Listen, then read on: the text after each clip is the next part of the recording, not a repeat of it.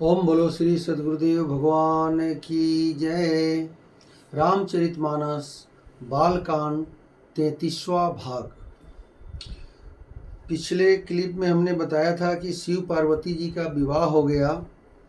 विविध प्रकार के भोग विलास करते हुए वे अपने गणों सहित कैलाश पर्वत पर जाकर रहने लगे।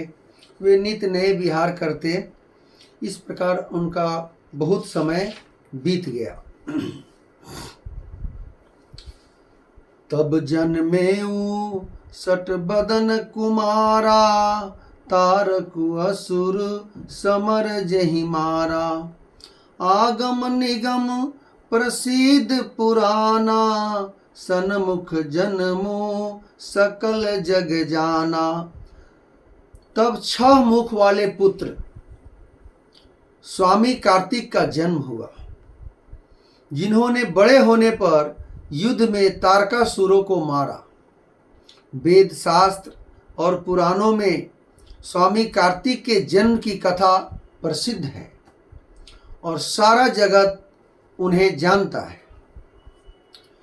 जगु जान सन्मुख जन्मो कर्मो, प्रतापु पुरुषार्थु महा।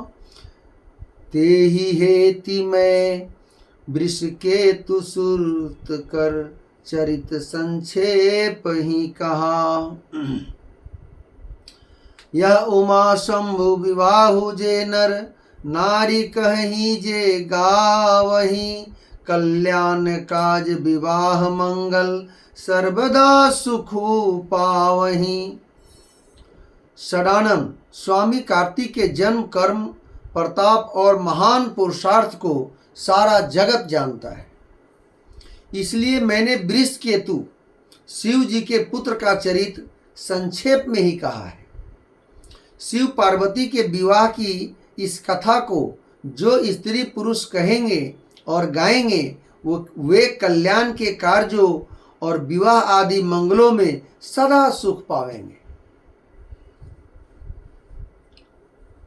चरित सिंधु गिरिजा रमन, वेद न पावहि पारु। बरने तुलसीदासु किमी, अतिमति मंद गंवारु। गिरिजापति महादेव जी का चरित्र समुद्र के समान अपार है, उसका वार वेद भी नहीं पाते। तब अत्यंत मंद बुद्धि और गंवार तुलसीदास उसका वर्णन कैसे कर सकता है। शंभु चरित सुनी सहस सुरावा, भरद्वाज मुनि अति सुख पावा। बहु लालसा कथा पर बाढ़ी, नयन ही नीरु रोमावली दाढ़ी। शिव जी के रसीले और सुहावने चरित्र को सुनकर मुनि भारद्वाज जी ने बहुत ही सुख पाया। कथा सुनने की उनकी लालसा बहुत बढ़ गई। नेत्रों में जल भर आया तथा रोमावली खड़ी हो गई, यानी रोआ रोआ खड़ा हो गया।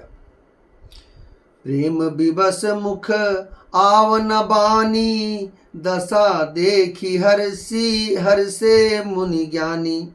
अहो धन्य तो जन्म मुनीसा, तुम्हारी प्राण सम प्रिय गौरीसा।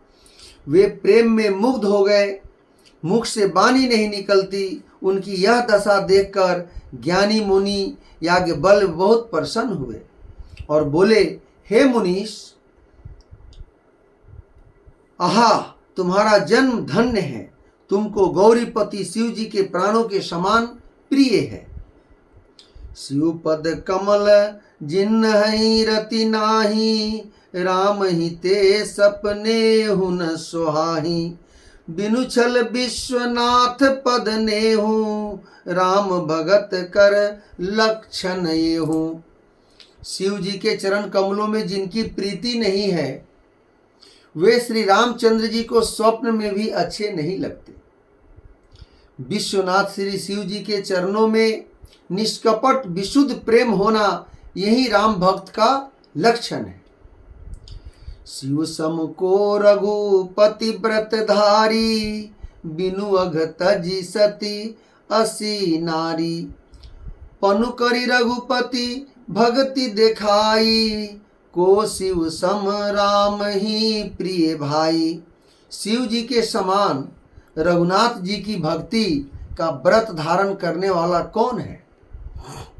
जिन्होंने बिना ही पाप के सती जैसी स्त्री को त्याग दिया और प्रतिज्ञा करके श्री रघुनाथ जी की भक्ति को दिखा दिया। हे भाई, श्री रामचंद्र जी को शिव जी के समान और कौन प्यारा है? प्रथम ही मैं कहीं शिव चरित, बुझा मर्मु तुम्हार। सुचि सेवक तुम राम के, रहित समस्त विकार। मैंने पहले ही शिव जी का चरित्र कहकर तुम्हारा भेद समझ लिया। तुम श्री रामचंद्र जी के पवित्र सेवक हो और समस्त दोषों से रहित हो। मैं जाना तुम्हार गुणशीला, कहूँ सुनहु अब रघुपति लीला। सुन मुनि आजु समागम तोरे, कहीं न जाई जस सुख मन मोरे। मैंने तुम्हारा गुण और शील जान लिया। अब मैं श्री रघुनाथ जी की लीला कहता हूँ, सुनो। हे मुनि सुनो, आज तुम्हारे मिलने से मेरे मन में जो आनंद हुआ है वह कहा नहीं जा सकता। रामचरित अति अमित मुनीसा, कहीं न सकहीं सत कोटि अहिंसा। तदपि तथा श्रुत कहूँ बखानी, सुमिरि गिरापति प्रभु धनु पानी। हे मुनीश्वर, रामचरित्र अत्यंत अपार है। 100 करोड़ शेष जी भी उसे नहीं कह सकते। यथापि जैसे मैंने सुना है वैसा वाणी के स्वामी, प्रेरक और हाथ में धनुष लिए हुए प्रभु श्री रामचंद्र जी का स्मरण करके कहता हूँ। शारद दारु नारी सम स्वामी, रामु सूत्रधर अंतर जामी। जेहि पर कृपा करहि जनु जानी, कभी उर अजिर न चावहि बानी। सरस्वती जी कठपुतली के समान हैं और अंतर्यामी स्वामी श्री रामचंद्र जी सूत पकड़कर कठपुतली को नचाने वाले हैं, सूत्रधार हैं। अपना भक्त जानकर जिस कवि पर वे कृपा करते हैं, उसके हृदय रूपी आंगन में सरस्वती को वे नचाया करते हैं। प्रणव सोई कृपाल रघुनाथा, वर्णव विशदतासु गुण गाथा। परम रम्य गिरिबरु कैलासु, सदा जहाँ शिव उमा निवासु। उन्हीं कृपालु श्री रामचंद्र जी को मैं प्रणाम करता हूँ और उन्हीं के निर्मल गुणों की कथा कहता हूँ। कैलाश पर्वतों में श्रेष्ठ और बहुत ही रमणीय है, जहाँ शिव पार्वती जी सदा निवास करते हैं। सीध तपोवन जोगी जन, सुर किन्नर मुदि मणि मृद। बसहि तहाँ सुकृति सकल, सेवहि शिव सुख कंद।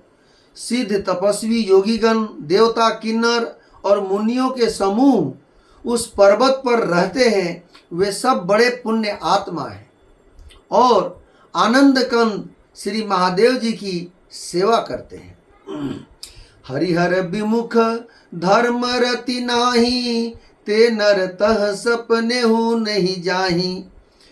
तेहि गिरि बरबट बिटप विशाला, नित नूतन सुंदर सब काला।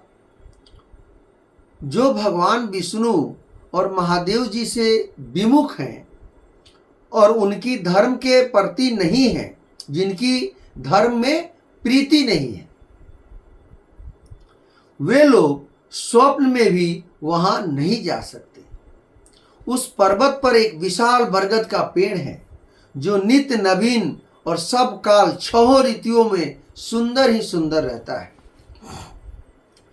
त्रिविध समीर सुशीतली छाया, शिव विश्राम बिटप श्रुति गाया। एक बार ते ही तर प्रभु गयऊँ, तरु बिलो की उर अति सुख भयऊँ। वहाँ तीनों प्रकार की शीतल मंद और सुगंध वायु बहती है और उसकी छाया बड़ी ठंडी रहती है। वह शिव जी के विश्राम करने का वृक्ष है जिसे वेदों ने गाया है। एक बार प्रभु श्री शिव जी उस वृक्ष के नीचे गए और उसे देखकर उनके हृदय में बहुत ही आनंद हुआ।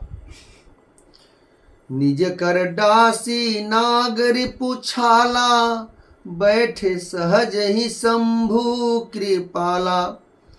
कुंद इंदुदर गौर शरीरा, भुज प्रलंब परिधन मुनि चीरा।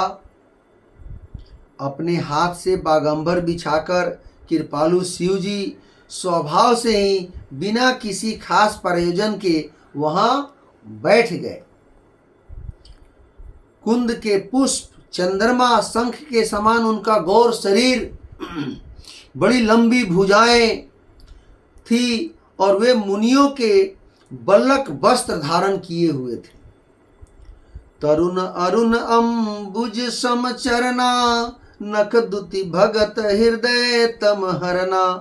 भुजग भूति भूषण त्रिपुरारी, आननु शरद चंद छबिहारी। उनके चरण नए पूर्ण रूप से खिले हुए लाल कमल के समान थे। नखों की ज्योति भक्तों के हृदय का अंधकार होने वाली थी। सांप और भस्म ही उनके भूषण थे और उन त्रिपुरासुर के शत्रु शिव जी का मुख शरद पूर्णिमा के चंद्रमा की शोभा को भी हरने वाला, फीकी करने वाला था। जटा मुकुट सुर सरित सिर, लोचन नलिन विशाल। नीलकंठ लावण्य निधि, सोह बाल विधुभाल। उनके सिर पर जटाओं का मुकुट और गंगा जी शोभायान थी। कमल के समान बड़े बड़े नेत्र थे। उनका नीलकंठ था और वे सुंदरता के भंडार थे। उनके मस्तक पर द्वितीय का चंद्रमा सुशोभित था। बैठे सोह काम रिपु कैसे, धरे शरीर शांत रसु जैसे। पार्वती भल अवसरु जानी, गई शंभू पही मातु भवानी। कामदेव के शत्रु शिव जी वहाँ बैठे हुए ऐसे शोभित हो रहे थे मानो शांत रसी शरीर धारण किए बैठा हो। अच्छा मौका जानकर शिव पत्नी माता पार्वती जी उनके पास गई। जानी प्रिया आदरु अति किन्हा, बाम भाग आसनु हर दिन्हा। बैठी शिव समीप हर साई, पूर्व जन्म कथा चित आई। अपनी प्यारी पत्नी जानकर शिव जी ने उनका बहुत आदर सत्कार किया और अपनी बाईं ओर बैठने के लिए आसन दिया। पार्वती जी प्रसन्न होकर शिव जी के पास बैठ गई। उन्हें पिछले जन्म की कथा स्मरण होने लगा, याद आने लगा। पति ही हेतु अधिक अनुमानी, बिहसी उमा बुली प्रिय बानी। कथा जो सकल लोक हितकारी, सोई पुछन चह शैल कुमारी। स्वामी के हृदय में अपने ऊपर पहले की अपेक्षा अधिक प्रेम समझकर पार्वती जी हंसकर प्रिय वचन बोली। याज्ञवल्क्य जी कहते हैं कि जो कथा सब लोगों का हित करने वाली है उसे ही पार्वती जी पूछना चाहती थी। विश्वनाथ मम नाथ पुरारी, त्रिभुवन महिमा विदित तुम्हारी। चर अरु अचर नाग नर देवा, सकल करहि पद पंकज सेवा। पार्वती जी ने कहा, हे संसार के स्वामी, हे मेरे नाथ, हे त्रिपुरासुर का वध करने वाले, आपकी महिमा तीनों लोकों में विख्यात है। चर अचर नाग मनुष्य और देवता सभी आपके चरण कमलों की सेवा करते हैं। प्रभु समरथ सर्वज्ञ शिव, सकल कला गुण धाम। जोग ज्ञान बैराग निधि, परिणत कल्प तरुणाम। हे प्रभु, आप समर्थ सर्वज्ञ और कल्याण स्वरूप हैं, सब कलाओं और गुणों के निधान हैं और योग ज्ञान तथा वैराग्य के भंडार हैं। आपका नाम शरणागतों के लिए कल्प वृक्ष है। जो मो पर सन सुख राशि, जनिय सत्य मोहि नीज दासी। तो प्रभु हरहु मोर अज्ञाना, कहीं रघुनाथ कथा विधि नाना। हे सुख की राशि, यदि आप मुझ पर प्रसन्न हैं और सचमुच मुझे अपनी दासी या अपनी सच्ची दासी जानते हैं, तो हे प्रभु, आप श्री रघुनाथ जी की नाना प्रकार की कथा कहकर मेरा अज्ञान दूर कीजिए। जासु भवनु सुर तरुतर होई, सही की दरिद्र जनित दुख सोई। शशिभूषण यस हृदय विचारी, हरहु नाथ मम मति भ्रम भारी। जिसका घर कल्प वृक्ष के नीचे हो, वह भला दरिद्रता से उत्पन्न दुख को क्यों सहेगा। हे शशिभूषण, हे नाथ, हृदय में ऐसा विचार कर मेरी बुद्धि के भारी भ्रम को दूर कीजिए। प्रभु जे मुनि परमारथ बादी, कहीं राम कहूँ ब्रह्म अनादि। शेष शारदा वेद पुराना, सकल करही रघुपति गुण गाना। हे प्रभु, जो परमार्थ तत्व ब्रह्म के ज्ञाता और वक्ता मुनि हैं, वे श्री रामचंद्र जी को अनादि ब्रह्म कहते हैं, और शेष सरस्वती वेद और पुराण सभी श्री रघुनाथ जी का गुण गाते हैं। तुम पुनि राम राम दिन राति, सादर जपहु अनंग अराती। रामु सो अवध नृपति सुत सोई, की अज अगुन अलख गति कोई। और हे कामदेव के शत्रु, आप भी दिन रात आदर पूर्वक राम राम जपा करते हैं। हे राम, वही अयोध्या के राजा के पुत्र हैं। मतलब उनका कहना है कि ये जो राम है, क्या अयोध्या के दशरथ जी के पुत्र हैं? उन्हीं के पुत्र श्री राम का नाम आप जपते हैं, या अजन्मा निर्गुण और अगोचर कोई और राम है? जो नृपतनय तबर्म किमी, नारी बिरहमति भोरी। देखी चरित महिमा सुनत, भ्रमति बुद्धि अति मोरी। यदि वे राजपुत्र हैं तो ब्रह्म कैसे, और यदि ब्रह्म है तो स्त्री के विरह में उनकी मति बावली कैसे हो गई। इधर उनके ऐसे चरित्र देखकर और उधर उनकी महिमा सुनकर मेरी बुद्धि अत्यंत चकरा रही है। जो अनीह व्यापक विभु कोऊ, कहु सुझाई नाथ मोहि सोऊ। अन्य जानि ऋष उर्जनि धरहूँ, जेहि विधि मोह मिटे सोई कहूँ करहूँ। यदि इच्छा रहित व्यापक समर्थ ब्रह्म कोई और है, तो हे नाथ, मुझे उसे समझा कर कहिए। मुझे नादान समझकर मन में क्रोध न लाइए। जिस तरह मेरा मोह दूर हो वही कहिए।